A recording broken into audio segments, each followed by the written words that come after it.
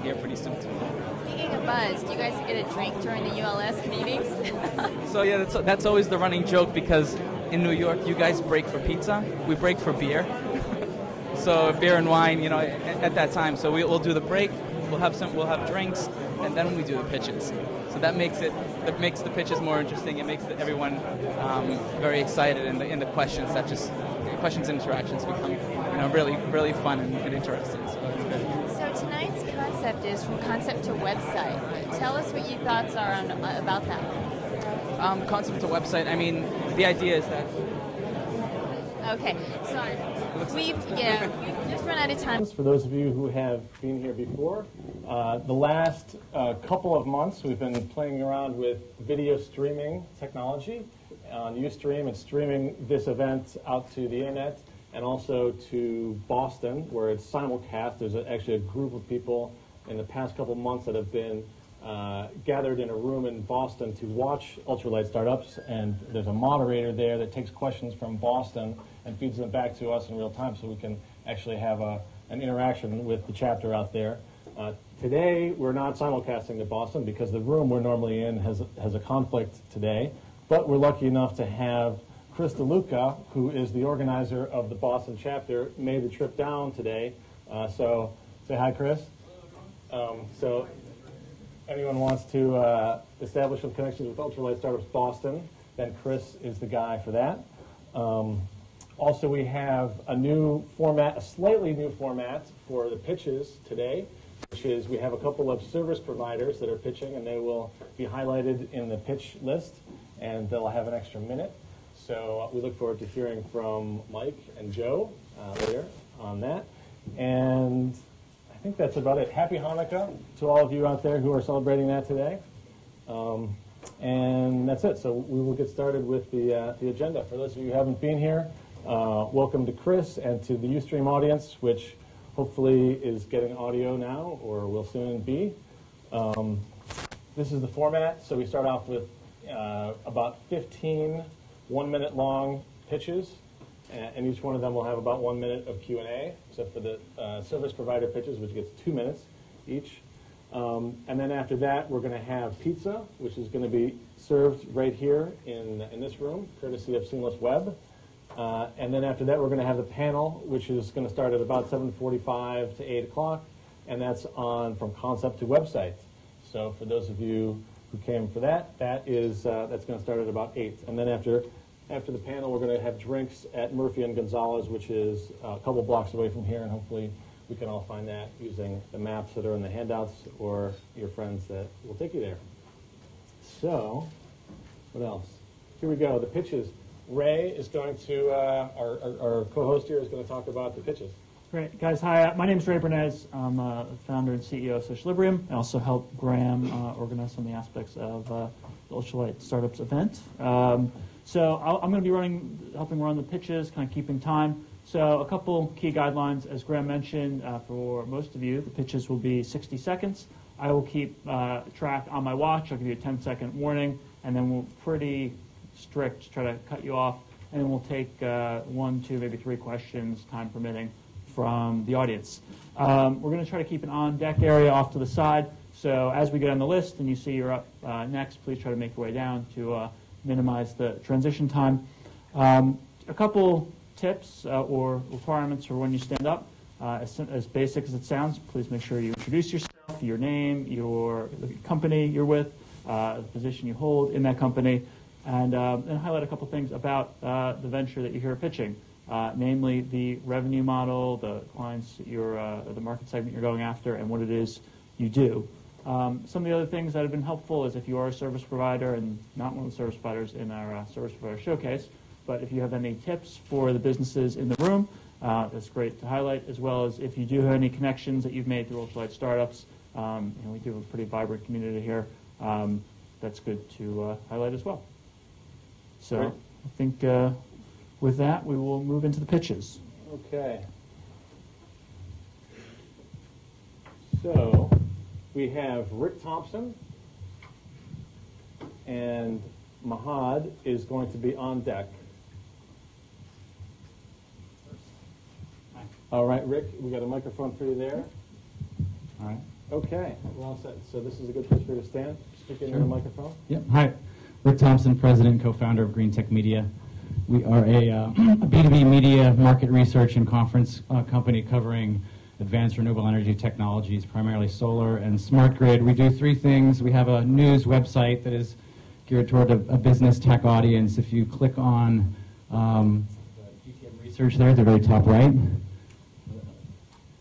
we are also a market research firm. We publish very detailed market reports on the PV industry and also on the smart grid industry. In addition to that, we are also an events company. So you click on events and then click on solar there, that logo.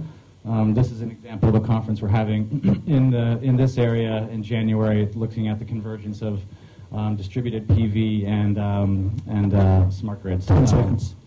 And we make money by monetizing the website, selling research, and getting corporate sponsorships and paid attendance for our events. Great. Thank you, guys. Questions? Do you have a call to action of some sort that you want the audience to do after your pitch? If you know anyone that's interested in renewable energy, send them to us. So we put out the best research, we put on the best conferences. We have the largest online community, about 250,000 unique visitors a month and roughly 1 million page views. So we've been around for 3 years, and yeah, it's good. Okay. Any other questions for Rick? Right there? Right there? Go ahead. Bro. Is your exposure just solely in the U.S., or are you picking up stuff in China?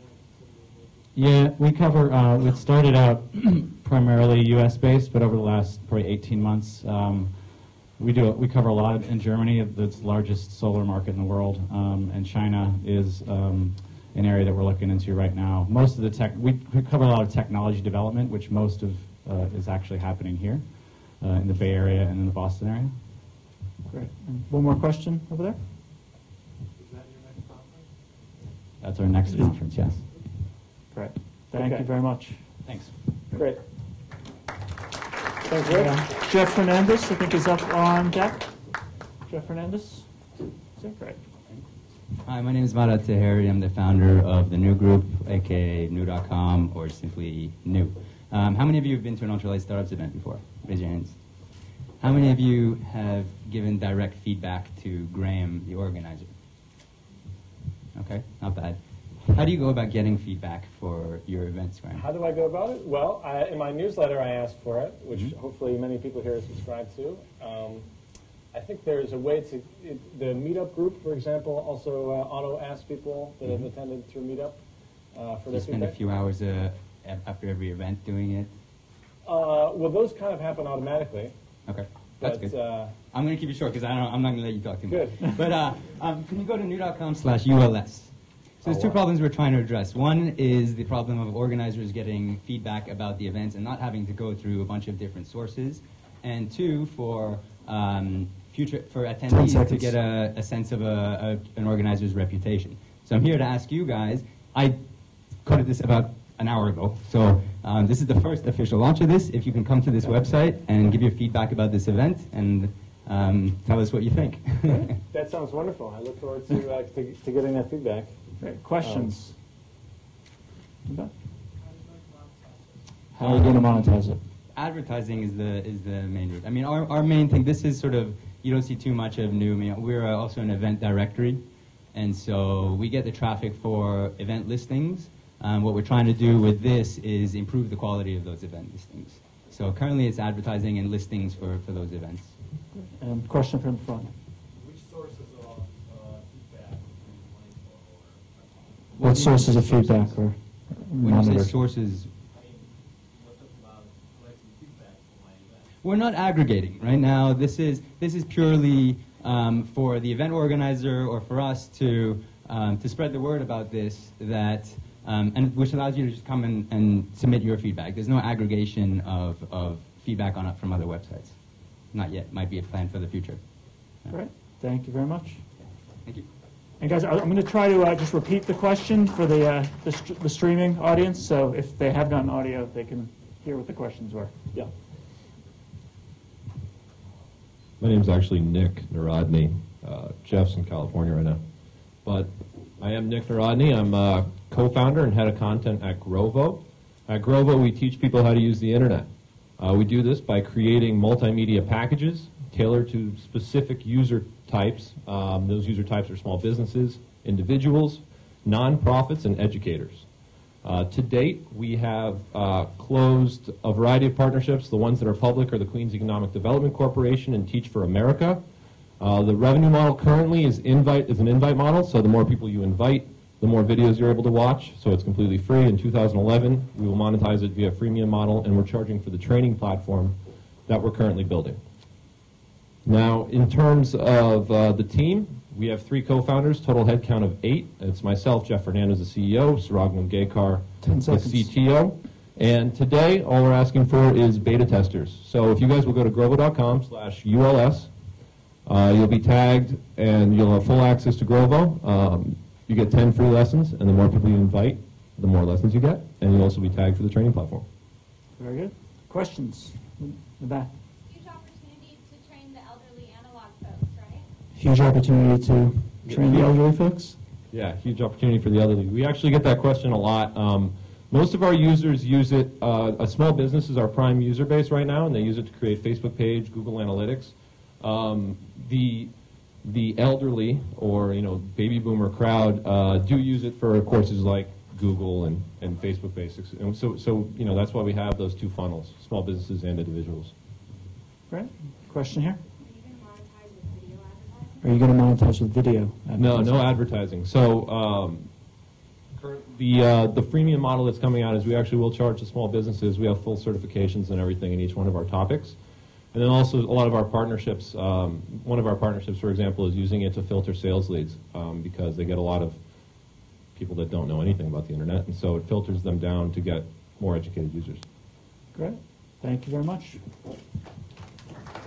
And Sergey on, and Michael is up on deck. I want to say that I'm really thrilled that 2 of so far 3 pitches have had a custom Ultralight Startups landing page. That's a record. I look forward to. You're going to break the matching. flow here. Well, next time. For sure. Okay, show slow. Hi everybody, my name is Sergey Chernyshev and I'm Performance Geek. I help people understand why their sites are slow and how to make them faster. And what you're looking at is a ShowSlow, a site based on my open source tool that helps you monitor your performance over time. What you can do is enter the URL, and it will monitor your performance metrics, right? To tell you when your developers made it slower, and so on and so on. Yeah, your list is actually tracked, but yeah, you need to find it. Once you logged in, it's easy. So what I'm planning to do with this is do a freemium business on it. You see the free part, the medium or premium part comes along. Essentially for people who want to not have their data public or to have some additional services, they will be able to install the private version. Okay. Questions? So, Sergey, how are you different from ChartBeat? How are you different from ChartBeat? ChartBeat. Yeah, we are quite different from ChartBeat. ChartBeat is monitoring current state of the site and gives you not just rudimentary, but not really useful performance information. No, I mean, it's good enough for the purposes they give, but this one helps you analyze it over time to see which software changes made it slower, what kind of problems you're having, like gives you recommendations, and it's much more detailed tool. Another question there? Yes. What are the time increments being monitored? Yeah, we are, this tool right now with free version monitors daily, and I'll explain why it's not every minute or every 50 seconds or whatever people do, because measurements are more of the best practice kind of measurements. It also monitors time and and that kind, but I think best practices are more important. You want to know why, what's wrong, not really if it's wrong now and not 5 minutes ago.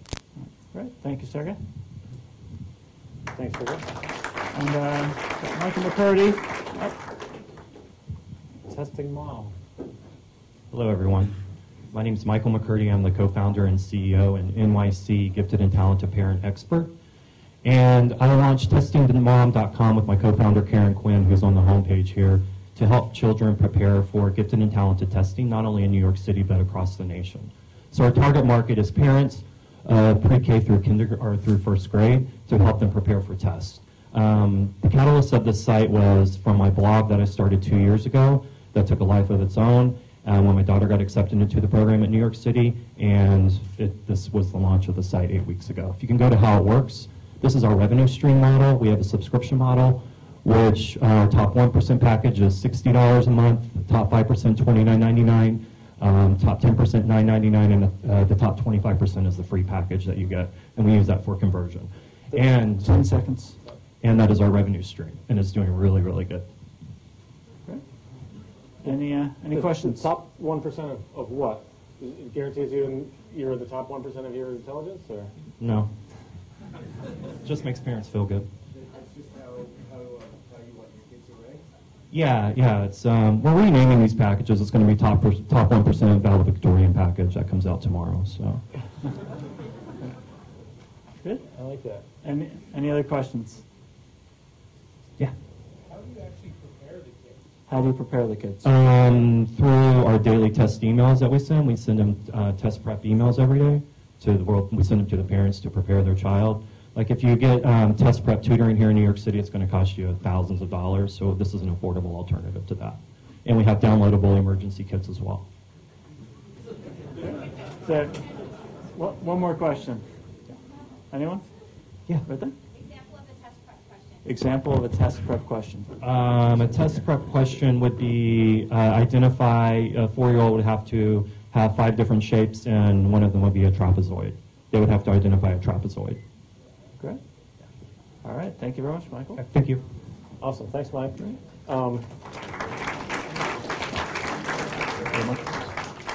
I noticed that another anomaly today.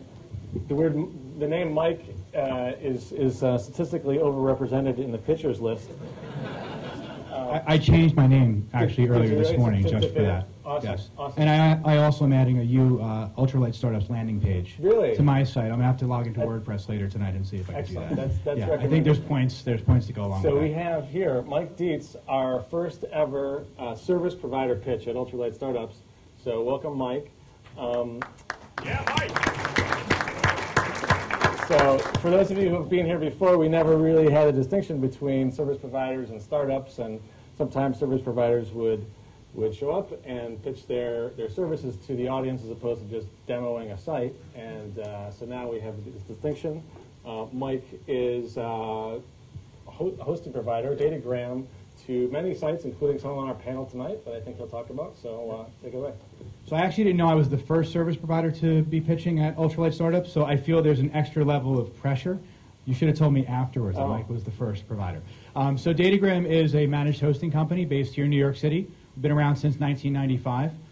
One of the ways that we've ensured our success is that we do truly believe that the success of our clients is directly tied to our success. So we can handle environments from a single virtual instance up to customers that literally have hundreds of physical and or virtual machines located in our data center.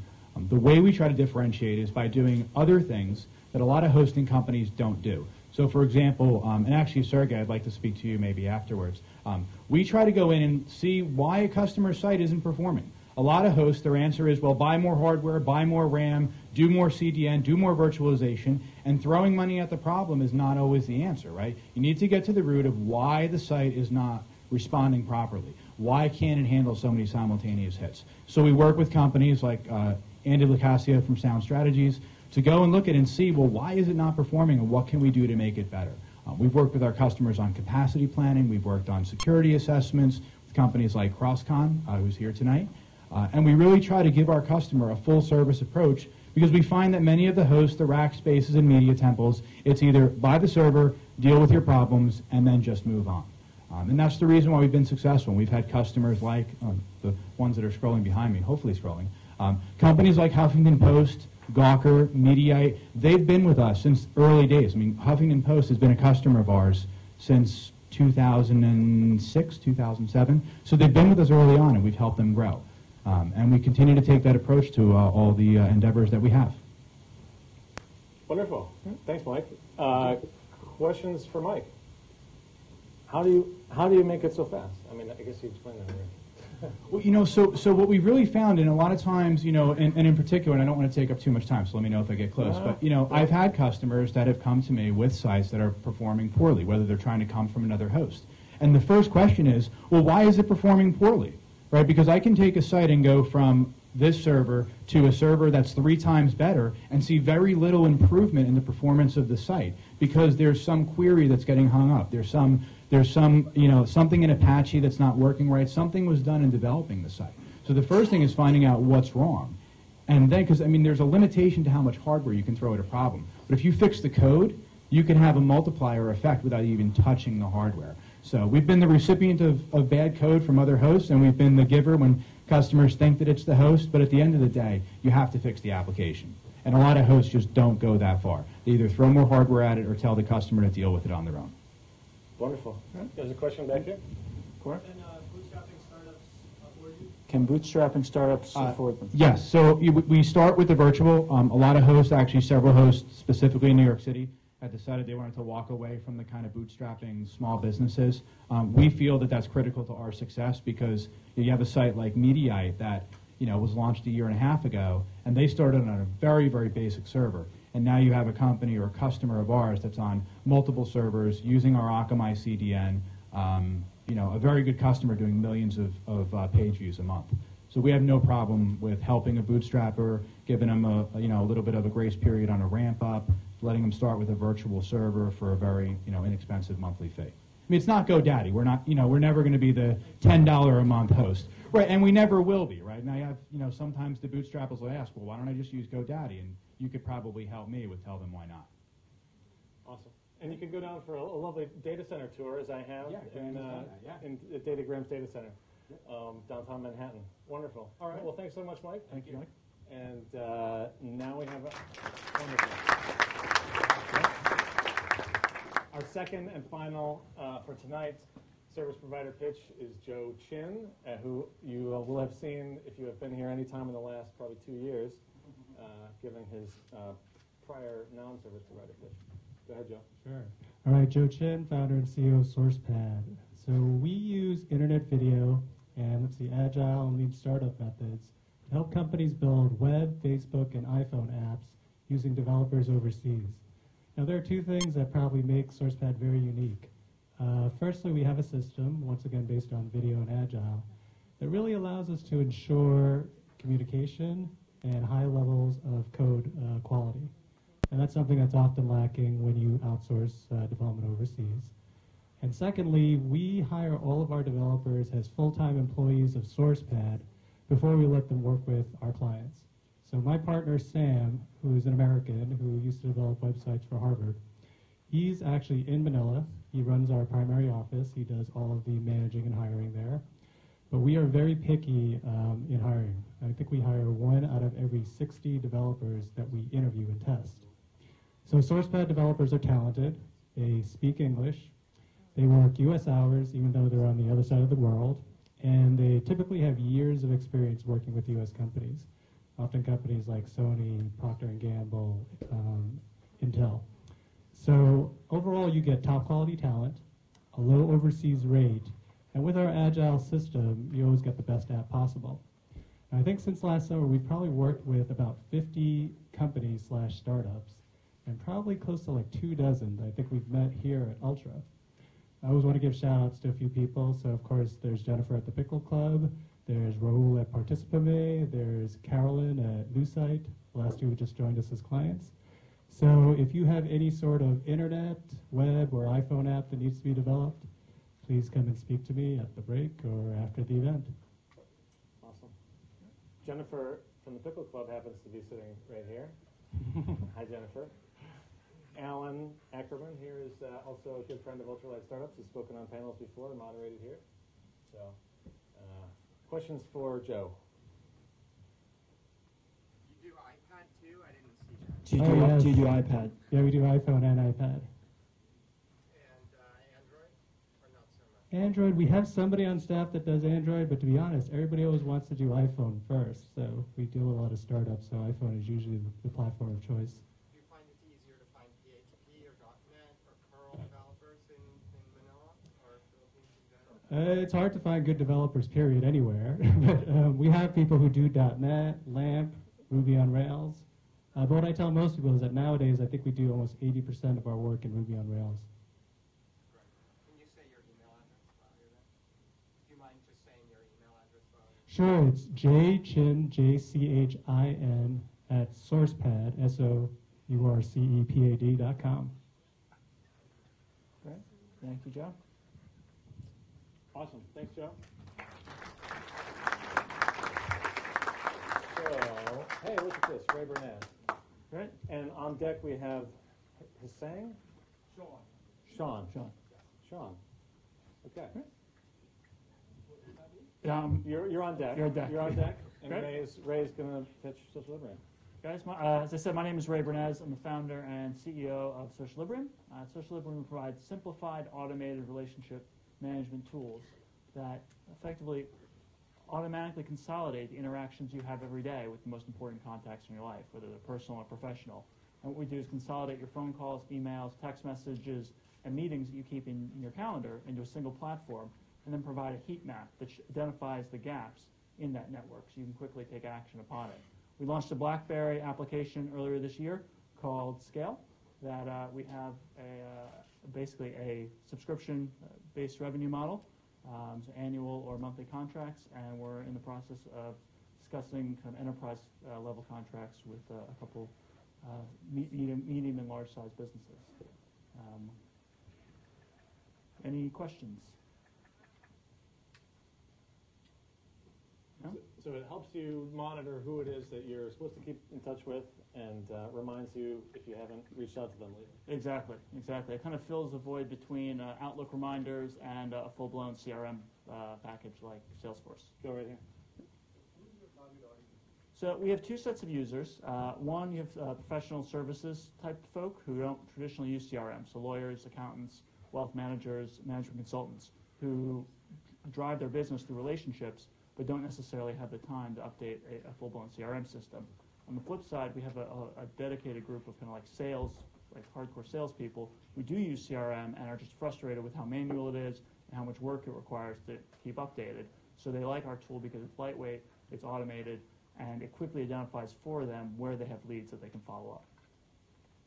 Awesome. One more question, Sergey? Sure. Do you monitor any email systems other than the mobile phones, like Mail? Basically, it's any email account that you have on your phone. So, for example, your BlackBerry, if it's associated with your Gmail, your corporate, hosted Exchange account, whatever it may be, it'll monitor all those. And the company that helped me develop it, Bionor, is here as well, so they did a great job. Okay. Thanks, Ray. Chat after. Sean. Sean is up, and we have Michael Portinier is up on deck. Right, there you go. My name is Sean, and me and Guido are the founder for Easy Architecture. We're two architects. It is our profession and our religion. 90% of the people find their architect via referral. The reason being is that they know that getting something from a professional is not just about the end result. It's not about what the building and the finish will look like. It's about the process. It's about the experience of working with a person. And what we intend to do is to put that process online. And most of the project that we get starts out with a question. And on the front page of our site is basically a question field. You can ask us a question, and we will provide you an answer for free.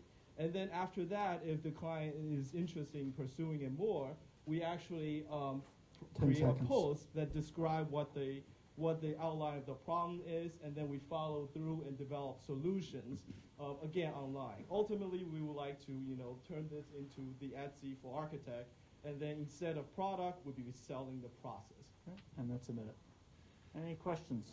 Questions for Sean? Sorry?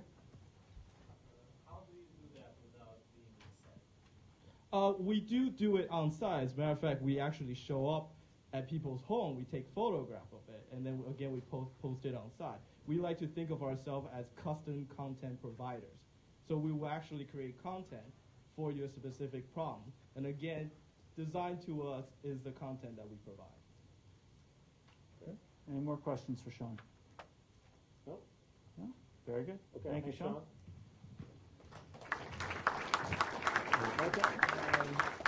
Corey Moss on deck.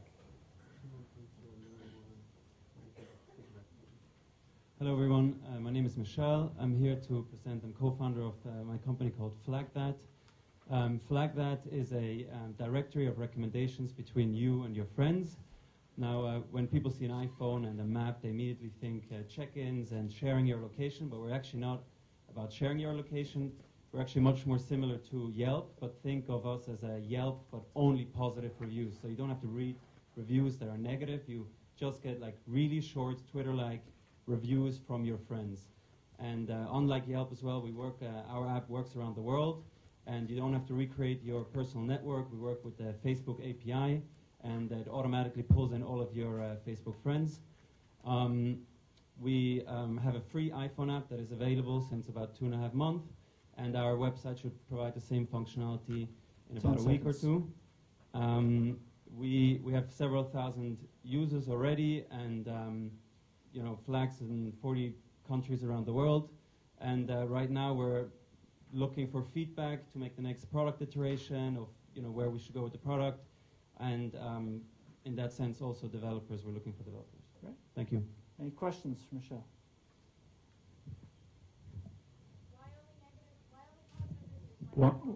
Why only positive reviews?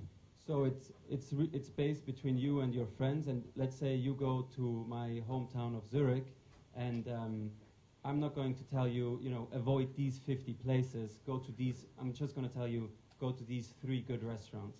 Right? I don't want to waste your time with like reading 2-page reviews of places that you don't want to go to in the end anyway. And that's why we also don't do ratings, because it's supposed to only be good places and great places. So there's no point in me giving you a rating of 1.5 stars or something like that. Okay. We have one more question here in the back. Is it for only your friends, or can you also see recommendations from other people?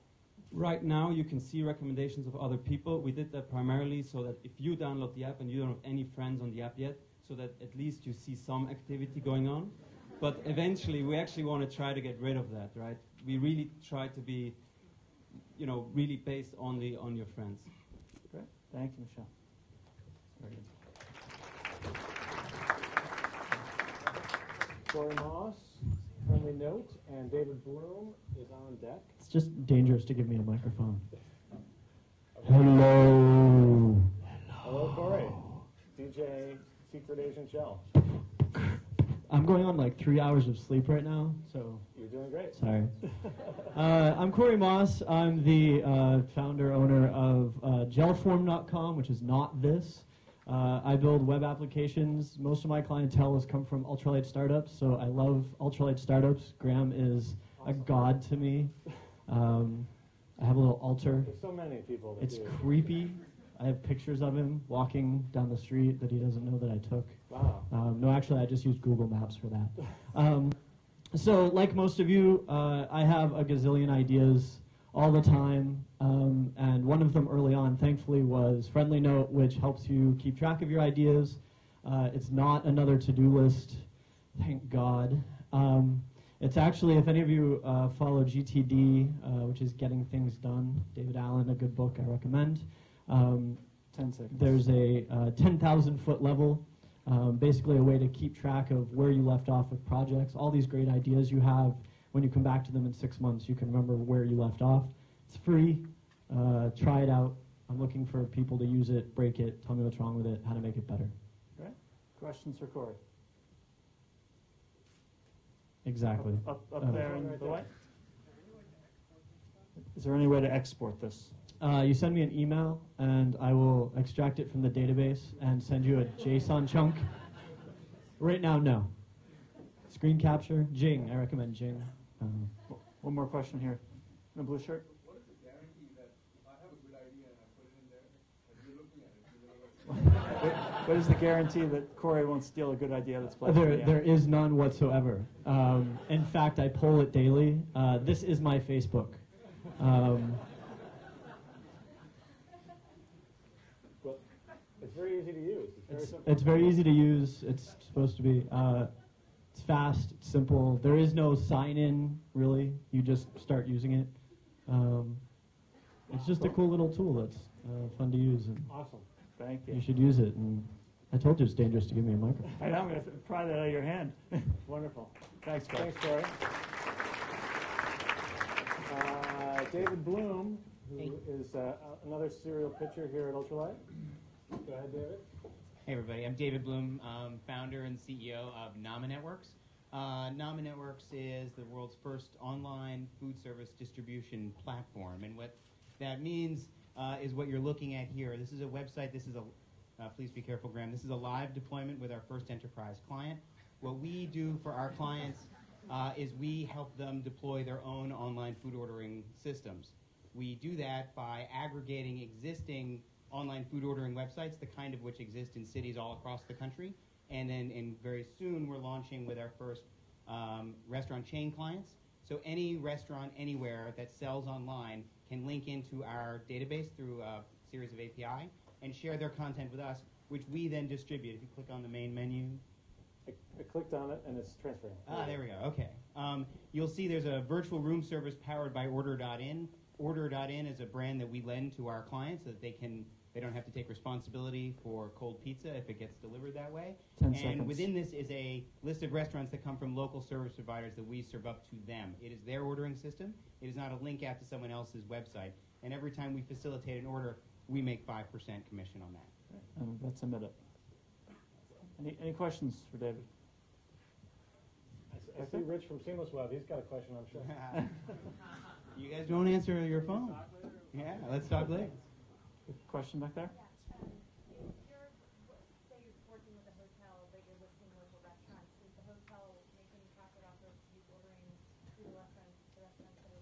Yes, Does the hotel make any profit? Yeah, so the service provider who represents these local restaurants gives me a commission, and I share a small piece of that back with the hotel.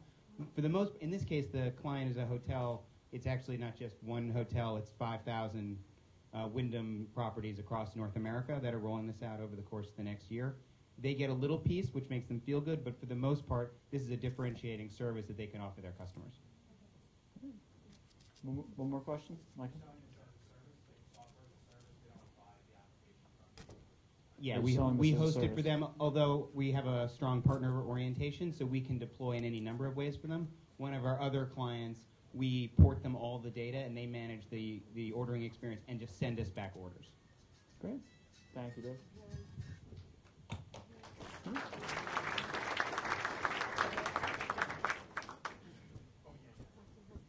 All right, good evening, folks. My name is Michael Krebs. I'm along here with David Renz, and we are the co-founders of Socialize, social media application development firm looking to change the way you think about social media. So in line to what the conversation is tonight, we had an idea. You go to different sites, people submit content, you can give it a thumbs up, thumbs down, you can comment, nod and smile, you've been to sites like this before. But why do users have to keep submitting content to a site like this? We're at points where we can pull data. So we've taken the idea, we introduced Don't Tweet That, where we take the craziest, outrageous, really raunchy stuff that people say on Twitter. So same thing, but except instead of users submitting, you can just pull content and we see it right here. So ad revenue is our main source 10 of seconds. income, and we're looking tonight for ways to talk to some marketing strategy. How do we help the crowdsourcing aspect here? Get users commenting, get users really going through this, LOL at things, OMG. It's a minute. This is like text from last night, isn't it? Exactly, but this is pulled. We don't have to submit content to it. Gotcha. And this is stuff people actually put on Twitter. Okay. Question up there at the top? Yeah. Could you just read a couple of those out loud? Can't see. Which one would you like to read? It's so wrong to have a kebab when I'm sober. Maybe I'm drunk. There you go. One of the cleaner ones. Any more? What kind of advertisers What kind of advertisers does this appeal to? No, it's a real question. So our main target audience is, the 18 to 30-year-old audience. So college-type advertisers, young adults. Those would be the ones who would target the site. Okay. Kebab houses. Yeah, exactly. Perfect. Thanks a lot. And up next, we've got Max. Max here, and then Steve, I know, is here. Okay, so you're on deck, Steve. Hi. Get out of the way here. Hi, my name is Max, and I'm the founder of Textacab. So Textacab is a service that facilitates finding and reserving any kind of form of ground transportation for corporate and individual travelers. So we accept requests by SMS, web, phone, IM, online, obviously, and phone app is coming. We make money pretty simply. We just charge the transportation companies a small flat fee for handling your request. And I'm here because I'm looking to build up my team and hopefully get some good technology resources. Okay. So that's it. Any questions for Max? Right here. How do you plan to bring traffic to the site? We actually already have a few salespeople, and they're going to be working with companies that use transportation services regularly. So that's going to be our main source of traffic. And it may not be to the site, but it will be traffic of the service. Just a suggestion, you may want to partner with somebody who's strong in organic service that is city-based, like a Parker Size or some non-compete service. Sure. And, take some of their traffic and throw it some of yours. Great, yeah, thank you. Any other questions? Question for Max? Seamless.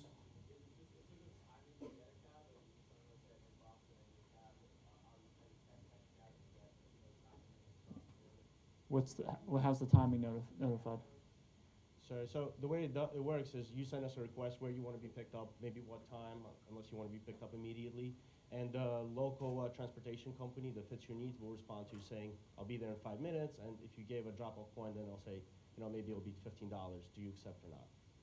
So that's the process. Great. Thank you very much, Max. I'm sorry? Right now we're beta testing in tri-state area, but in about a week we'll be national. Great. Okay, thanks, Max. Thanks, Max. All right, thank you. Steven's up. Steven? And Akeem around is our last pitch. Should be on deck. Okay, go ahead, Steve.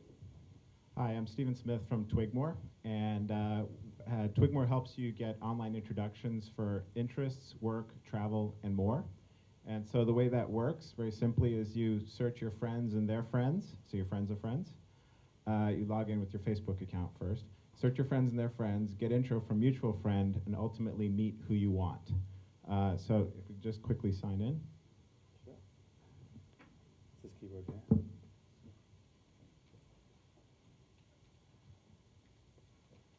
Have to practice our fast and accurate logging in, so as not to use too much of our pitch time. If you can just navigate. All right. Cool, thank you. So we're in private testing, that's why we're doing that. And so here you go. So basically, search your favorites. You have search, favorites, and intros. And you can do an advanced search 10 here. seconds. So you can search by current city, gender, relationship status, interest, activity. And this is all leveraging the Facebook social graph. So it's your friends and their friends of friends. And again, work, interests, travel, and that's more. a minute. Sorry? It's a minute. Good. Any questions? Yes. How do you access data of friends? So when you first come in, there's a Facebook request for permissions. It's standard Facebook Connect, Facebook API. Yeah. And so you allow. Give access to all the friends, but Yes. does it connect with the friends of the friends? No, so we compute basically who the friends of friends are. And so you only access friends of other Twigmore users, not all your friends of friends. So to get more friends of friends, then you have to invite certain other friends. So it's Okay. But I have 30 friends in the system right now, and as you can see, I already have 12,500 odd people to search. So the numbers get pretty interesting pretty fast. So it actually adds another layer of limitation instead of with the Facebook? Yep. Okay. Right. Any other questions? One more quick question, Corey. What do I get out of searching 12,000 people? So these are all basically trusted strangers. They're either your friends or your friends of friends. So if I'm traveling to somewhere or I'm moving to a new city, I don't know anybody there, I can find people in Paris, London, wherever. If I want to find someone for an informational interview at a company, type in that company name. I see 20 people who work there or used to work there. Interests, if I want to find someone to play tennis with, New York, boom, just do New York tennis, I get 15 people. Dating, obvious application, but I'll leave it at that. Great. Thank you, Steve. All right. Great. Thanks, Steve. And the last pitch. Hi, my name is Akeem Filbert, and I'm one of the founders of Wetawa.com. And Wetawa is a question and answer food website for those who are looking for answers to their food questions. A lot of times, if you do a search on the internet for food, you get a long list of recipes. So we're trying to give the other food answers. We make it easy to ask questions by pulling images from the web that you can attach to your question. You can put in locations via Google Maps, and we also pull out keywords automatically from the questions that you ask. Our categorization is a little bit different from other sites, so we make it easy for users to like certain keywords and dislike certain keywords and help customize their experience. So if you don't like certain 10 things, then you can seconds. just take it off. So if you're interested in either eating food, cooking food, or sharing food, Wetawa is a good online resource to get all your food answers. Great. Questions for Akeem? How do you make money? Right now, we're looking to get partners, and we're looking at sponsored content. Any other questions? Awesome. Great. Thank you, Akeem. Well done. Wow, we had some fantastic pitches there. I think this is really up at a new level of professionalism for our pitches here at Ultralight Startups. We're gonna do the sponsors after the pizza, and I just have two brief announcements. One is that the next Ultralight Startups is going to be on Thursday, January 13th. So we're switching from the first Thursday to the second Thursday of the month, starting in 2011. And it's going to be at Microsoft. And for those of you who are sitting on the stairs or standing, you may be happy to know that we have a room that's twice the size of our normal room at Microsoft, if you've been there before. So we should have plenty of seats for everybody. And lastly, before we break for pizza, is does David or Dan or Jennifer want to, okay, first of all, for those of you who are watching on the stream right now, which I believe now has audio, there will continue to be content while everybody here is eating pizza. So you're going to watch some people being interviewed, our panelists and special guests and people that were exceptionally great pitches that were liked on the Ustream are going to go up and be interviewed on the stream in the back by that camera. So who would that be? David, you can, is this on? It has to be turned on. We do have a mic. So it's the bottom. Turning it on is another question. All right. Hello, everybody. So, to all you people out on Ustream, thank you so